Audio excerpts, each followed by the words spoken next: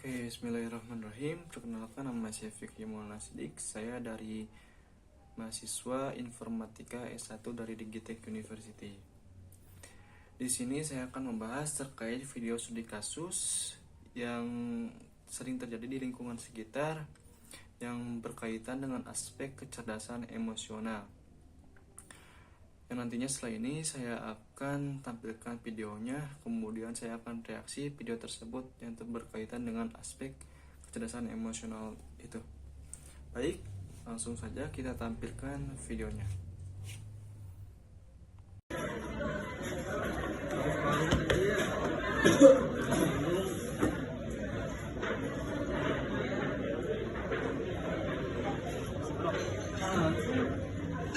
Misi dulu misi dulu kan bahasa basi Kan teman.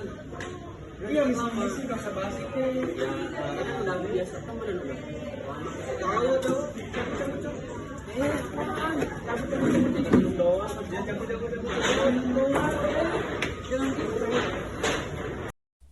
Oke, kita bisa lihat semuanya. Sedikit saya jelaskan kembali terkait video tadi, bahwasanya di situ terlihat ada seorang teman yang meminta minuman milik temannya dengan cara merebut langsung minuman itu dari milik temannya yang sedang minum. Tentu saja hal ini bisa menimbulkan konflik antar keduanya. Nah, jika kita lihat dari aspek kecerdasan emosional, kita bisa mempelajari beberapa hal di sini. Yang pertama yaitu ada kesadaran diri. Nah, teman yang direbut minumnya ini jelas menampakkan ekspresi marah dan kecewa serta kesal. Karena itu wajar banget, karena kan manusia. Nah, sebagai manusia juga, kita harus tentunya bisa menyadari terhadap emosi yang kita rasakan. Nah, temannya yang merebut ini, di sini juga seharusnya mempunyai rasa kesadaran terhadap dirinya sendiri, bahwasanya tingkah lakunya ini bisa menimbulkan rasa tidak nyaman terhadap orang lain. Itu yang pertama. Terus yang kedua yaitu ada manajemen diri.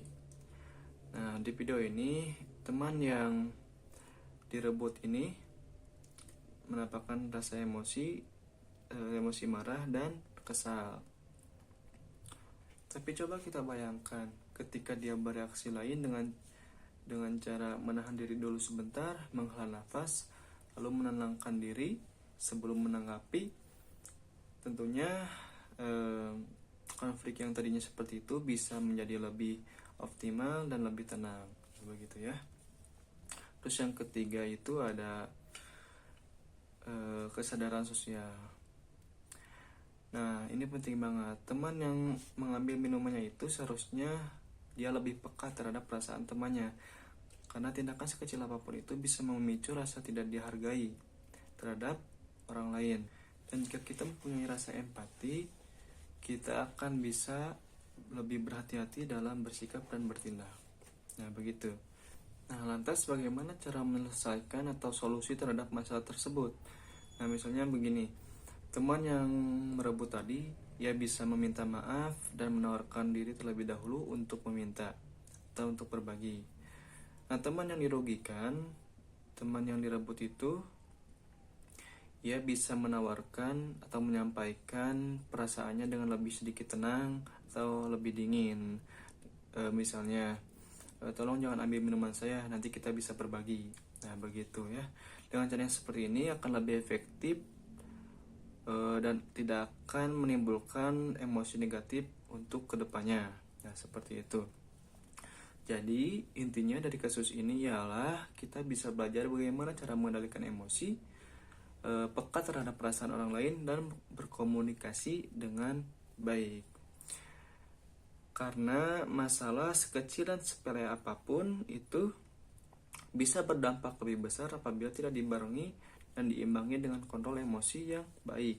Nah, begitu teman-teman. Oke, itu dia analisis video reaksi dari saya.